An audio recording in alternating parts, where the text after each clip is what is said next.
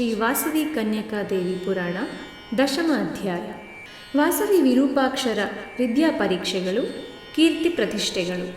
ಆ ಬಳಿಕ ಭಾಸ್ಕರಾಚಾರ್ಯರ ಆಧ್ವರ್ಯದಲ್ಲಿ ಗುರುಕುಲವಾಸದಲ್ಲಿ ಶಿಷ್ಯರೆಲ್ಲರಿಗೂ ಸಕಲ ವಿದ್ಯೆಗಳಲ್ಲಿ ವಿದ್ಯಾಪರೀಕ್ಷೆಗಳನ್ನು ನಡೆಸಲಾಯಿತು. ವಾಸವಿ ಕನ್ನಿಕೆಯು ಶಿಲ್ಪ, ನೃತ್ಯ, ಸಂಗೀತ, ಸಾಹಿತ್ಯ, ಚಿತ್ರರಚನೆ, ಲಲಿತ ಕಲೆಗಳಲ್ಲಿಯೂ ವಿವಿಧ ಶಾಸ್ತ್ರಗಳ ಪರಿಜ್ಞಾನದಲ್ಲಿಯೂ ಆಧ್ಯಾತ್ಮಿಕ ವಿದ್ಯೆಗಳಲ್ಲಿಯೂ ಭಾರತೀಯ ಸಂಸ್ಕೃತಿಯ ಹಿರಿಮೆ, ಗರಿಮೆ, ಘನತೆಗಳ ಮಾನ ಬಿಂದುಗಳಾದ ಗೋವುಗಳು, ಸ್ತ್ರೀಯರು, ಬ್ರಹ್ಮನಿಷ್ಠರು, ಪವಿತ್ರ ಗ್ರಂಥಗಳು, ದೇವಾಲಯಗಳು ಮೊದಲಾದವುಗಳ ಸೇವಾ ತತ್ಪರತೆಯಲ್ಲಿಯೂ ಸಾಟಿಯಿಲ್ಲದ ಶ್ರೇಷ್ಠ ಕನ್ಯಾಮಣಿಯಾಗಿ ಗುರುತಿಸಲ್ಪಟ್ಟಳು. ವಿರೂಪಾಕ್ಷನು ಸಮಸ್ತ ರಾಜೋಚಿತ ವಿದ್ಯೆಗಳಲ್ಲಿಯೂ ರಣವಿದ್ಯೆಗಳಲ್ಲಿಯೂ ಎದುರಿಲ್ಲದ ವೀರ ಶಿರೋಮಣಿಯಾಗಿ ಗುರುತಿಸಲ್ಪಟ್ಟನು. ಕುಸುಮಶ್ರೇಷ್ಠಿ ಮಹಾರಾಜನು ತಮ್ಮ ವಿಶಿಷ್ಟ ಕುಲಾಚಾರವನ್ನು ಅನುಸರಿಸಿ ವಾಸವಿ ವಿರೂಪಾಕ್ಷರ ಗುಣಕರ್ಮ ಸ್ವಭಾವಗಳಿಗೆ ಅನುಗುಣವಾಗಿ ಕನ್ಯಕೆಯನ್ನು ಗೌರವ ಬಾಲಿಕೆಯನ್ನಾಗಿಯೂ ವಿರೂಪಾಕ್ಷನನ್ನು ಬಾಲನಗರನನ್ನಾಗಿಯೂ ಮಾಡಿ ಸಂತೋಷಿಸಿದನು.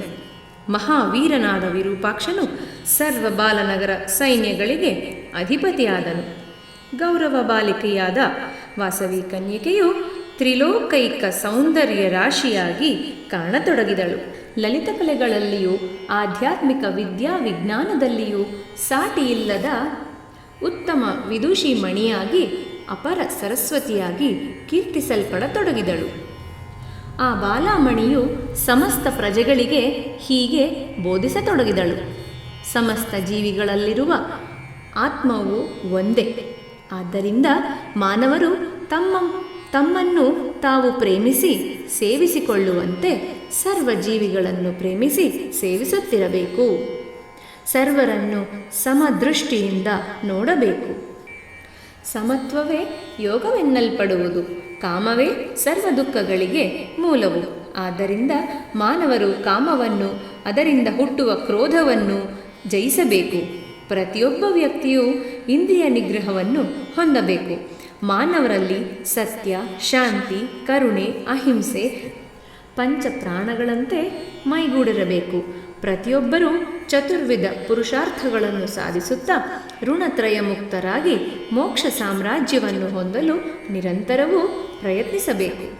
ಶ್ರೀ ವಾಸವಿ ಕನ್ನಿಕೆಯು ಹೀಗೆ ಜ್ಞಾನ ಬೋಧನೆಗಳನ್ನು ಮಾಡುತ್ತಾ ದೀನ ದುಃಖಿತರನ್ನು ಸೇವಿಸುತ್ತಾ ಅಹರ್ನಿಶೆಯು ಆದಿಪರಾಶಕ್ತಿಯಾದ ವಿಂಧ್ಯವಾಸಿನಿ ದೇವಿಯನ್ನು ಆರಾಧಿಸುತ್ತಾ ಆದರ್ಶ ಗೌರವ ಬಾಲಿಕಾಮಣಿಯೆಂದು ಪ್ರಸಿದ್ಧಿಯನ್ನು ಹೊಂದಿದಳು. ಆ ಬಾಲೆಯ ಕರಸ್ಪರ್ಶದ ಮಾತ್ರದಿಂದಲೇ ವ್ಯಾಧಿಗ್ರಸ್ತರಿಗೆ ರೋಗಗಳು ಶಮನವಾಗುತ್ತಿದ್ದವು. ಅಂಧರಿಗೆ ದೃಷ್ಟಿ ಲಭಿಸುತ್ತಿತ್ತು. ವಿಕಲಾಂಗರಿಗೆ ವಿಕಲ್ಪತ್ವವು ದೂರವಾಗುತ್ತಿತ್ತು. ಪ್ರಜೆಗಳು ಶ್ರೀ ವಾಸವಿ ಬಾಲೆಯನ್ನು ಪರಾಂಬಿಕೆಯ ಅವತಾರ ರೂಪಿಣಿಯಾಗಿ ಭಾವಿಸಿ ಭಕ್ತಿಯಿಂದ ಗೌರವಿಸತೊಡಗಿದರು. ಈಗ ಪದ್ಮಶಯನ ಪುರಾಧೀಶ್ವರನಾದ ವಿಷ್ಣುವರ್ಧನ ಚಕ್ರವರ್ತಿಯ ಪೂರ್ವಜನ್ಮಗಳ ವೃತ್ತಾಂತವನ್ನು, ಆ ಬಳಿಕ ಅವನ ವಂಶಚರಿತ್ರೆಯನ್ನು ಕೇಳಿರಿ. ವಿಷ್ಣುವರ್ಧನನ ವೃತ್ತಾಂತ. ಓ ವೈಶ್ಯ ಸುಧೀಮಣಿಗಳೇ, ಪೂರ್ವದಲ್ಲಿ ಈಶ್ವರನ ನೇತ್ರಜ್ವಾಲೆಯಿಂದ ದಹಿಸಲ್ಪಟ್ಟ ಮನ್ಮಥನ ಚಿತಾಭಸ್ಮದಿಂದ ಭಂಡಾಸುರನೆಂಬ ರಾಕ್ಷಸನು ಹುಟ್ಟಿದ ಕಾರಣದಿಂದ ಆ ಭಂಡಾಸುರನು ಮೂರ್ತಗೊಂಡ ಕಾಮ ಪ್ರವೃತ್ತಿಯಾಗಿ ವಿಜೃಂಭಿಸಿ ಪರಮ ದುಷ್ಟನಾದನು. ಆ ಭಂಡಾಸುರನು ಪರಾಶಕ್ತಿಯಿಂದ ಸಂಹರಿಸಲ್ಪಟ್ಟನು. ಆ ಬಳಿಕ ಅವನೇ ಚಿತ್ರಕಂಠನೆಂಬ ಗಂಧರ್ವನಾಗಿ ಜನ್ಮತಾಳಿ ಕೈಲಾಸದಲ್ಲಿ ಪರಾಶಕ್ತ್ಯಾವತಾರಿಣಿಯಾಗಿ ಪ್ರಭವಿಸಿದ ಕೀರ್ತಿಕನ್ಯೆಯನ್ನು ಕಾಮಿಸಿದವನಾಗಿ ವೈಶ್ಯರಿಂದ ಶಾಪ ಹೊಂದಿ ಕಲಿಯುಗದಲ್ಲಿ ಚಂದ್ರವಂಶದಲ್ಲಿ ವಿಜಯಾಖ್ಯ ಮಹಾರಾಜನಿಗೆ ವಿಷ್ಣುವರ್ಧನೆಂಬ ಹೆಸರಿನಲ್ಲಿ ಜನಿಸಿ ರಾಜ್ಯವನ್ನು ಹೊಂದಿದನು. ಅವನ ವಂಶಕ್ರಮವನ್ನು ಕುರಿತು ಕೇಳಿರಿ. ಪಾಂಡವ ಮಧ್ಯಮನಾಗಿ ಜಗತ್ಪ್ರಸಿದ್ಧನಾದ ಅರ್ಜುನನ ಕುಮಾರನು ಅಭಿಮನ್ಯುವು. ಆ ಅಭಿಮನ್ಯುವಿನ ಮಡದಿಯಾದ ಉತ್ತರೆಯ ಗರ್ಭದಲ್ಲಿ ಪರೀಕ್ಷಿತ್ ಎಂಬ ಕೀರ್ತಿವಂತನು ಹುಟ್ಟಿದನು. ಅರುಣೋದಯ ಕಾಲದಲ್ಲಿ ಕರಗಿ ದೂರವಾಗಿ ಓಡುವ ಮಂಜಿನಂತೆ ಪರೀಕ್ಷಿತನ ಪಾಲನೆಯಲ್ಲಿ ಕಲಿಪುರುಷನು ಓಡಿ ಹೋದನು. ಅಂಥ ಪರೀಕ್ಷಿತ್ ರಾಜನು ಜನಮೇಜಯನೆಂಬ ಉತ್ತಮ ಸುತನನ್ನು ಹೊಂದಿದನು. ಅನಂತರ ವಿಜಯಾಖ್ಯನೆಂಬ ಮಹೀಪಾಲನು ಜನಿಸಿದನು. ವಿಜಯಾಖ್ಯನಿಗೆ ಭಂಡಾಸುರಾಂಶನಾದ ಅಂದಿನ ಚಿತ್ರಕಂಠನೆಂಬ ಗಂಧರ್ವನೇ ವಿಷ್ಣುವರ್ಧನನೆಂಬ ಹೆಸರಿನಲ್ಲಿ ಜನ್ಮ ತಾಳಿದನು. ಅವನು ಸಕಲ ಶಾಸ್ತ್ರಗಳನ್ನು, ಧನುರ್ವೇದವನ್ನು, 64 ವಿದ್ಯೆಗಳನ್ನು ಅಭ್ಯಸಿಸಿದವನಾಗಿ ಗತ ಜನ್ಮಗಳ ವಾಸನಾ ಕಾರಣದಿಂದ ಅಮಿತ ಧನಾಪಶೂರನಾಗಿ ಕಾಮಕನೂ ಆದನು. ಮಹಾಬಲವಂತನು, ಮಹಾವೀರನೂ ಆಗಿದ್ದ ಅವನು ಪದ್ಮಶಯನಪುರವನ್ನು ರಾಜಧಾನಿಯಾಗಿ ಮಾಡಿಕೊಂಡು ಚಕ್ರವರ್ತಿಯಾಗಿ ವೇಂಗಿ ಸಾಮ್ರಾಜ್ಯವನ್ನು ಪರಿಪಾಲಿಸುತ್ತಿದ್ದನು. ವೈಶ್ಯ ರಾಜ್ಯವು ವೇಂಗಿ ಸಾಮ್ರಾಜ್ಯ ಚಕ್ರವರ್ತಿಗಳಿಗೆ ಸಾಮಂತ ರಾಜ್ಯವಾಗಿ ವಿರಾಜಿಸುತ್ತಿತ್ತು. ವಿಷ್ಣುವರ್ಧನನ ದಿಗ್ವಿಜಯ ಯಾತ್ರೆ, ಪೆನುಗೊಂಡಗೆ ರಾಜನ ಆಗಮನ. ವಿಷ್ಣುವರ್ಧನ ಸಾರ್ವಭೌಮನು ತನ್ನ ಕುಮಾರನಾದ ರಾಜೇಂದ್ರನಿಗೆ ಪದ್ಮಶಯನವನ್ನು ಒಪ್ಪಿಸಿ ಒಮ್ಮೆ ದಿಗ್ವಿಜಯ ಯಾತ್ರೆಗಾಗಿ ಹೊರಟನು. ಅವನು ಚತುರಂಗ ಬಲದಿಂದ ಕೂಡಿದ ಮಹಾಸೈನ್ಯ ಸಮೇತನಾಗಿ 4 ದಿಕ್ಕುಗಳಲ್ಲಿರುವ ರಾಜ್ಯವನ್ನು, ದುರ್ಗಗಳನ್ನು ಜಯಿಸುತ್ತಾ ಸೋತ ರಾಜರಿಂದ ನೀಡಲ್ಪಟ್ಟ ಅಪರಿಮಿತ ಸಂಪತ್ತನ್ನು, ರತ್ನರಾಶಿಗಳನ್ನು ತೆಗೆದುಕೊಂಡು ವಿಜಯಶೀಲನಾಗಿ ಪ್ರಯಾಣವನ್ನು ಮುಂದುವರೆಸಿದನು. ವಿಜಯ ಗರ್ವದಿಂದ ಸೈನ್ಯ ಸಮೇತನಾಗಿ ತನ್ನ ಸ್ವಂತ ನಾಡಿಗೆ ಮರಳುತ್ತಾ ಮಾರ್ಗ ಮಧ್ಯದಲ್ಲಿ ವೈಶ್ಯ ರಾಜಧಾನಿಯಾಗಿದ್ದ ಪೆನುಗೊಂಡೆ ಪಟ್ಟಣವನ್ನು ವೀಕ್ಷಿಸಿದನು. ರತ್ನಮಯ ಧ್ವಜ ಪತಾಕೆಗಳಿಂದ ವಿರಾಜಮಾನವಾದ ಭವನಗಳು, ಮಣಿಮಯ ತೋರಣಗಳು, ಆಕಾಶವನ್ನು ಮುಟ್ಟುವಂತಿರುವ ಪ್ರಕಾರ ಶಿಖರಗಳು, ಪಾತಾಳದಷ್ಟು ಆಳವಾದ ಕಂದಕಗಳು, ಸ್ಫಟಿಕ ಶಿಲಾಮಯವಾದ ಕೋಟೆ ಕೊತ್ತಲೆಗಳು, ನಂದನವನವನ್ನು ಮೆರೆಸುವಂತಹ ಅಂದವಾದ ಉದ್ಯಾನವನಗಳಿಂದ ಕೂಡಿ ಸರ್ವಾಂಗ ಸುಂದರವಾಗಿ ಪ್ರಕಾಶಿಸುತ್ತಾ ಮಹೀಕಂಠಹಾರ ಮಣಿ ಮೇಖಲೆಯಂತೆ ಆ ಪೆನುಗೊಂಡೆ ಪಟ್ಟಣವು ಶೋಭಿಸುತ್ತಿತ್ತು. ಚಕ್ರವರ್ತಿಯ ಆಹ್ವಾನವನ್ನು ಚಾರದಿಂದ ಕುಸುಮಶ್ರೇಷ್ಠಿಯು ತಿಳಿದುಕೊಂಡನು. ಆತನ ಆಜ್ಞೆಯಂತೆ ಅಮಾತ್ಯಖೇರರು ಬೀದಿಯಲ್ಲಿ ಪನ್ನೀರನ್ನು ಚೆಲ್ಲಿಸಿದರು. ಮುತ್ತುಗಳಿಂದ ರಂಗೋಲೆ ಹಾಕಿಸಿದರು. ಕಾಂಚನ ಮಣಿಮಯ ತೋರಣಗಳಿಂದ ನಗರವನ್ನು ಅಲಂಕರಿಸುವಂತೆ ಮಾಡಿದರು. ಕಸ್ತೂರಿ, ಕರ್ಪೂರಾದಿ ಸುಗಂಧ ದ್ರವ್ಯಗಳನ್ನು, ಚಿನಾಂಬರಗಳನ್ನು, ಹಲವು ವಿಧ ರತ್ನರಾಶಿಗಳನ್ನು ಕಾಣಿಕೆಗಳಾಗಿ ತೆಗೆದುಕೊಂಡು ಹೋಗಿ ಸಾರ್ವಭೌಮನಿಗೆ ಸಮರ್ಪಿಸಿದರು. ಅಂಜಲಿಬದ್ಧರಾಗಿ, ಹೇ ಪ್ರಭೋ, ನಿಮ್ಮ ಆಗಮನದಿಂದ ನಮ್ಮ ಪಟ್ಟಣವು ಪಾವನವಾಯಿತು. ನಮ್ಮ ನಗರದೊಳಗೆ ದಯಮಾಡಿರಿ ಎಂದು ಆಹ್ವಾನಿಸಿದರು. ವಿಷ್ಣುವರ್ಧನು ಅವನ ಸ್ವಾಗತಕ್ಕೆ ಸಂತೋಷಿಸಿ ತನ್ನ ಪರಿವಾರ ಸಮೇತನಾಗಿ ನಗರ ಪ್ರವೇಶ ಮಾಡಿದನು. ತಾಳಮೇಳಗಳೊಡನೆ ವರಾಂಗನೆಯಿಂದ ನೃತ್ಯ ಗೀತೆಗಳೊಡನೆ ಮಂಗಳ ನೀರಾಜನಗಳೊಡನೆ ಕುಸುಮಶ್ರೇಷ್ಠಿಯು ಚಕ್ರವರ್ತಿಯನ್ನು ಎದುರುಗೊಂಡು ಅವರನ್ನು ಕರೆತಂದು ಅವರಿಗೆ ಸುವಿಶಾಲವಾದ ಸುಂದರ ಭವನದಲ್ಲಿ ಬಿಡದಿ ಮಾಡಿಸಿದವು. ನಗರಕ್ಕೆ ಪೂರ್ವ ದಿಕ್ಕಿಗಿರುವ ದೊಡ್ಡ ಮೈದಾನದಲ್ಲಿ ಗುಡಾರಗಳನ್ನು ಹಾಕಿಸಿ ಸೈನ್ಯ ಪರಿಪಾಲಕರೆಲ್ಲರೂ ತಕ್ಕ ವಸತಿ ಸೌಕರ್ಯಗಳನ್ನು ಕಲ್ಪಿಸಿದನು. ವೈಶ್ಯರ ವೈಭವವು ವಿಷ್ಣುವರ್ಧನನನ್ನು ವಿಸ್ಮಯಗೊಳಿಸಿತು.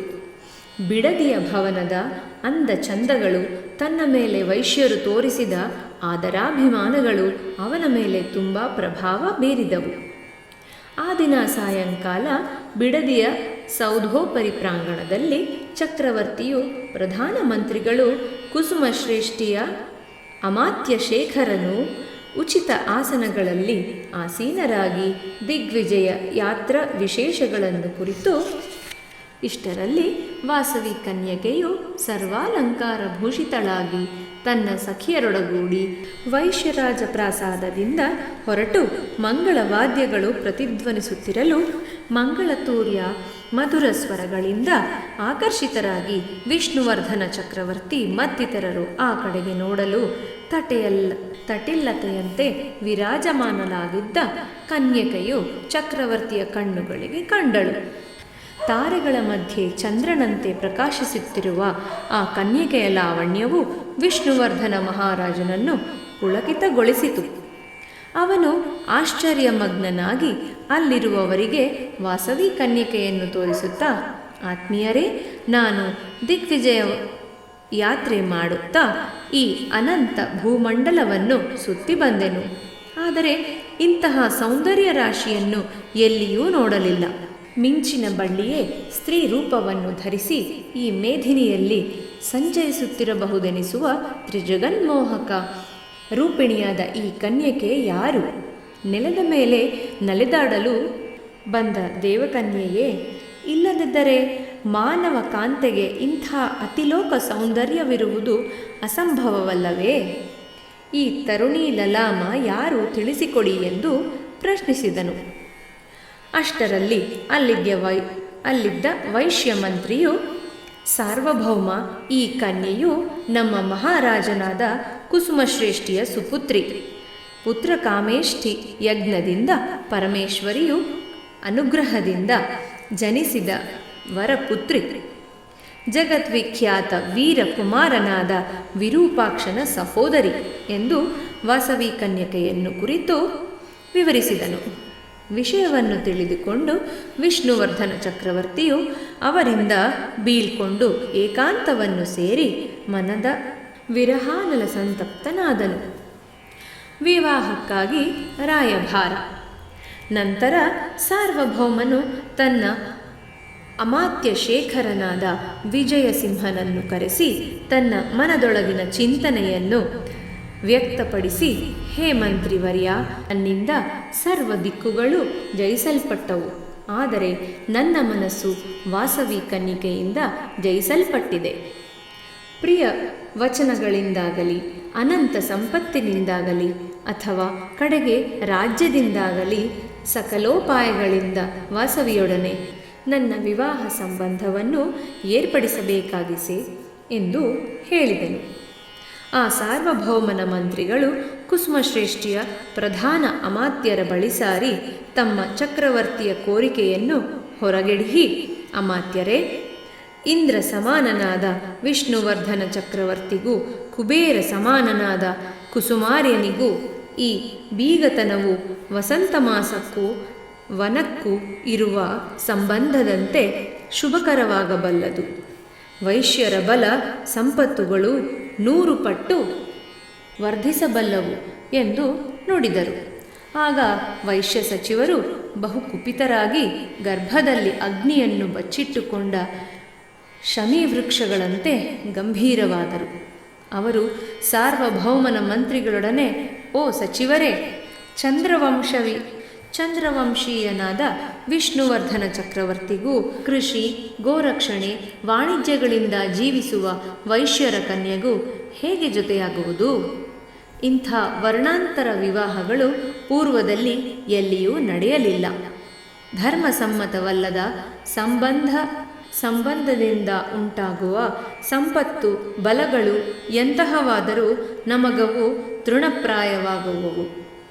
ಧರ್ಮಕ್ಕೆ ಹಾನಿಯುಂಟಾಗುವುದಾದರೆ ಮಹೇಂದ್ರನ ಸಂಪತ್ತನ್ನು ಕೂಡ ನಾವು ಘನವೆಂದು ಎಣಿಸುವುದಿಲ್ಲ ಎಂದು ಹೇಳಿದರು. ಬಳಿಕ ವಿಷ್ಣುವರ್ಧನನ ಅಮಾತ್ಯರು ವೈಶ್ಯಮಾತ್ಯರನ್ನು ನೋಡಿ, ಓ ಮಂತ್ರಿವರ್ಯರೇ, ಚಂದ್ರವಂಶದೊಡನೆ ಸಂಬಂಧವು ನಿಮ್ಮ ಗತ ಜನ್ಮಾರ್ಜಿತ ಪುಣ್ಯಫಲವೆಂದು ಭಾವಿಸಿರಿ. ಇದು ಧರ್ಮ ವಿರುದ್ಧವಲ್ಲ. ಬ್ರಾಹ್ಮಣ, ಕ್ಷತ್ರಿಯ, ವೈಶ್ಯ, ಶೂದ್ರರಲ್ಲಿ ಬ್ರಾಹ್ಮಣನಿಗೆ 4 ವರ್ಣಗಳಲ್ಲಿಯೂ ವಿವಾಹವು ಯೋಗ್ಯವಿದೆ. ಕ್ಷತ್ರಿಯರಿಗೆ ವರ್ಣತ್ರಯಗಳೊಡನೆ ಸಂಬಂಧವು ಯುಕ್ತವಾಗುತ್ತದೆ. ಶೂದ್ರನಿಗೆ ತನ್ನ ಜಾತಿಯಲ್ಲೇ ಬಂಧುತ್ವವು ಹೇಳಲ್ಪಟ್ಟಿದೆ. ಹೀಗೆ ಎಷ್ಟೋ ವಿವಾಹಗಳು ಈ ಹಿಂದೆ ನಡೆದಿದೆ ಎಂದು ನುಡಿದರು. ಬಳಿಕ ಕುಸುಮಶ್ರೇಷ್ಠಿಯ ಸಚಿವೋತ್ತಮನಾದ ಧನದಾರ್ಯನು, ಹೇ ಸಾರ್ವಭೌಮನ ಮಂತ್ರಿವರ್ಯರೇ, ನೀವು ಯುಗ ಧರ್ಮಗಳನ್ನು ಇಯಸವರಲ್ಲ. ನೀವು ಹೇಳಿದ ಧರ್ಮಗಳು ಮನುಧರ್ಮಶಾಸ್ತ್ರದಿಂದ ವಿವರಿಸಲ್ಪಟ್ಟಿವೆ. ಆದರೆ ಕಲಿಯುಗದಲ್ಲಿ ಮನುಸ್ಮೃತಿಯು ಅನುಸರಣೀಯವಲ್ಲ. ಈ ಯುಗದಲ್ಲಿ ಅನುಸರಣೀಯವಾದದ್ದು ಪರಾಶರ ಸ್ಮೃತಿ. ಅದರಲ್ಲಿ ಅನುಲೋಮ ವಿಲೋಮ ವಿವಾಹಗಳು ನಿಷೇಧಿಸಲ್ಪಟ್ಟಿವೆ ಎಂದು ಹಿರಿಯರಿಗೆ ತಿಳಿಯದುದಲ್ಲ ಎಂದು ಸಮಾಧಾನವನ್ನು ಹೇಳಿದನು. ಬಳಿಕ ಕುಸುಮಾರ್ಯನ ಇತರ ಮಂತ್ರಿಗಳು ಚಕ್ರವರ್ತಿಯ ಸಚಿವರನ್ನು ನೋಡಿ, ಬಳಿಕ ಅವರು ಚಕ್ರವರ್ತಿಯೊಡನೆ, ಮಹಾಪ್ರಭು, ನಮ್ಮ ವಂಶದಲ್ಲಿ ಕುಲಾಚಾರಗಳನ್ನು ಉಲ್ಲಂಘಿಸಲು ಯಾರೂ ಸಮರ್ಥರಲ್ಲ. ಸಮಸ್ತ ಕುಲಕ್ಕೆ ಸಂಬಂಧಿಸಿರುವ ಸಂಪ್ರದಾಯಗಳನ್ನು ಅತಿಕ್ರಮಿಸುವ ಸಮಯದಲ್ಲಿ ಕುಲಪತಿಯಾದ ನಮ್ಮ ರಾಜರು ಸ್ವತಂತ್ರಿಸುವುದು ಸಮುಚಿತವಲ್ಲ. ಆದ್ದರಿಂದ 18 ಪಟ್ಟಣಗಳಲ್ಲಿರುವ ಅಶೇಷ ಬಂಧು ಪ್ರತಿನಿಧಿಗಳನ್ನು ಕರೆಸಿ ಅವರ ಅನುಗ್ರಹವನ್ನು ಹೊಂದಿ ವಿಧಿಪೂರ್ವಕವಾಗಿ ವಿವಾಹವನ್ನು ನಡೆಸಬೇಕಾಗಿದೆ. ಆದ್ದರಿಂದ ತಾವೀಗ ತಮ್ಮ ರಾಜಗೃಹದಲ್ಲಿ ಔತಣವನ್ನು ಸ್ವೀಕರಿಸಿ ಸ್ವೀಯ ನಗರಕ್ಕೆ ತೆರಳಬೇಕೆಂಬುದು ನಮ್ಮ ಮನವಿ ಎಂದು ವಿನಯದಿಂದ ಭಿನ್ನವಿಸಿಕೊಂಡನು. ವೈಶ್ಯರ ವಚನಗಳನ್ನು ಕೇಳಿದ ವಿಷ್ಣುವರ್ಧನ ಚಕ್ರವರ್ತಿಯು ಪ್ರೀತಚಿತ್ತನಾಗಿ ವಾಸವಿಯನ್ನು ಹೊಂದಬಲ್ಲನೆಂಬ ಸಂತೋಷದಿಂದ ಭೋಜನಕ್ಕೆ ಸಮ್ಮತಿಸಿ ಆ ವೈಶ್ಯ ಪ್ರಮುಖರನ್ನು ನಿಜ ನಿವಾಸಗಳಿಗೆ ಕಳಿಸಿ ಮನ್ಮಥ ಬಾಣ ಪೀಡಿತನಾಗಿ ತನ್ನ ನಿವಾಸದಲ್ಲಿದ್ದನು. ಅನಂತರ ನಡೆದ ಎಲ್ಲ ವೃತ್ತಾಂತವನ್ನು ಕುರಿತು ಕೇಳಿದ ಭಾಸ್ಕರಾಚಾರ್ಯರು ಉಚಿತಾನುಚಿತಗಳನ್ನು ಆಲೋಚಿಸಿ ಬಾಲನಗರವನ್ನು ಕರೆಸಿ ಅವರಿಗೆ ಕರ್ತವ್ಯವನ್ನು ಬೋಧಿಸಿ ಚಕ್ರವರ್ತಿಯ ಸನ್ನಿಧಿಗೆ ಕಳುಹಿಸಿದರು. ಆಗ ಬಾಲನಗರರು ಸಾರ್ವಭೌಮನ ಬಳಿ ಸಾರಿ ವಿನಯ ವಿನಮಿತ ಶಿರಸ್ಕರಾಗಿ ನಮಸ್ಕರಿಸಿ, ಹೇ ರಾಜಾಧಿರಾಜ, ನಮ್ಮ ಕುಲದಲ್ಲಿ ವಿವಾಹಕ್ಕೆ ಮೊದಲು ಕನ್ಯಾದಾತನಾಗಲಿ ಕನ್ಯಾ ಪರಿಗೃಹೀತನಾಗಲಿ ಒಬ್ಬರ ಗೃಹದಲ್ಲಿ ಒಬ್ಬರು ಭೋಜನ ಪ್ರತಿಭೋಜನ ಮಾಡಬಾರದು. ಈ ವಿಧವಾಗಿ ಮಾಡಿದರೆ ಆ ಸಂಬಂಧವು ಉಂಟಾಗದು. ಈ ಕುಲ ಮರ್ಯಾದೆಯನ್ನು ತಮಗೆ ತಿಳಿಸುವುದಕ್ಕಾಗಿ ನಮ್ಮ ಗುರುವರೇಣ್ಯರು ನಮ್ಮನ್ನು ತಮ್ಮ ಸಮೀಪಕ್ಕೆ ಕಳುಹಿಸಿರುವರು. ಆದ್ದರಿಂದ ತಾವು ಅನ್ಯಥಾ ಭಾವಿಸದೆ ತಮ್ಮ ಪಟ್ಟಣಕ್ಕೆ ಹೋಗಿ ಪಕ್ಷದ ನಂತರ ಬನ್ನಿರಿ ಎಂದು ಭಿನ್ನವಿಸಿಕೊಂಡರು. ಆ ಬಾಲವೈಶ್ಯರ ವಚನಗಳನ್ನು ಕೇಳಿ ಸಾಮ್ರಾಟನಿಗೆ ಏನೂ ತೋಚದೆ ಅವರನ್ನು ಬೀಳ್ಕೊಟ್ಟು ಸಂದಿಗ್ಧ ಮಾನಸನಾದನು. ಬಳಿಕ ತನ್ನ ಸೈನ್ಯಾಧಿಪತಿಯೂ ಮಹಾಮಂತ್ರಿಯೂ ಆದ ವಿಕ್ರಮಕೇಸರಿಯನ್ನು ಕರೆದು, ಎಲೈ ವಿಕ್ರಮಕೇಸರಿ, ನಾವು ರಾಜಧಾನಿಗೆ ಹಿಂದಿರುಗುತ್ತಿದ್ದೇವೆ. ನೀವು ಸಾಕಷ್ಟು ಸೈನ್ಯದೊಡನೆ ಇಲ್ಲಿಯೇ ಇದ್ದು ಈ ವೈಶ್ಯರ ಕಾರ್ಯಕಲಾಪಗಳನ್ನು ಗಮನಿಸುತ್ತಿರುವುದು. ಅವರಲ್ಲಿ ಏನಾದರೂ ದ್ರೋಹ ಚಿಂತನೆಯ ಛಾಯೆ ಕಂಡುಬಂದಲ್ಲಿ ಭೇದೋಪಾಯದಿಂದ ವಾಸವಿಯನ್ನು ಬಂಧಿಸಿ ಕರೆತರಬೇಕು. ಜಾಗರೂಕನಾಗಿ ವರ್ತಿಸು ಎಂದು ಆಜ್ಞಾಪಿಸಿದನು. ಆ ಬಳಿಕ ಸ್ವಸ್ಥ ಮನಸ್ಕನಾಗಿ ರಾಜೇಂದ್ರನು ತನ್ನೆಲ್ಲ ಸೈನ್ಯಗಳನ್ನು ಕರೆದುಕೊಂಡು ಸ್ವೀಯ ನಗರಕ್ಕೆ ಪ್ರಯಾಣ ಮಾಡಿದನು. ಅವನು ಸದಾ ವಾಸವಿ ಕನ್ಯಕೆಯನ್ನು ಸ್ಮರಿಸಿಕೊಳ್ಳುತ್ತಾ ದಿನಗಳನ್ನು ಲೆಕ್ಕಿಸತೊಡಗಿದನು. ಆಹಾರ ನಿದ್ರೆಗಳನ್ನು ತದನಂತರ ಭೋಗಗಳನ್ನು ಪರಿತ್ಯಜಿಸಿ ವಿರಹ ವೇದನೆಯಿಂದ ಕೂಡಿರುತ್ತಾ ಕ್ಷಣಗಳನ್ನು ಯಾಗಗಳಾಗಿ ಯುಗಗಳಾಗಿ ಕಳೆಯತೊಡಗಿದನು. ಇಲ್ಲಿಗೆ 10ಮ ಅಧ್ಯಾಯವು ಸಂಪೂರ್ಣವಾಯಿತು. ಓಂ ಶ್ರೀ ವಾಸವಿ ದೇವ್ಯೈ ನಮಃ.